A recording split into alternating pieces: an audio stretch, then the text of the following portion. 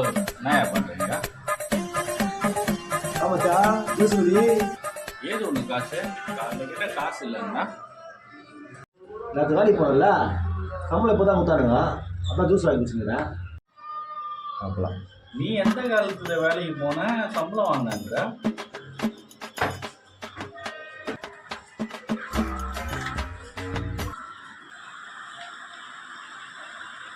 செவ்வாய்க்கிழமை அதுவும் கண்ணத்துல கை வச்சுன்னு உட்காந்துருக்கு. ரமேஷ் பையன் கிட்ட 20 ரூபாய் குத்தாமிச்சாடா கருப்புல வாங்கிடுவான்னு. மாமா என்ன வாங்கினதுரா பாடா. நான் வேலைக்கு போனேன்ல சம்பளம் இப்போ தான் கொடுத்தானுங்க அதான் ஜூஸ் வாங்கி வச்சுக்கிறேன்.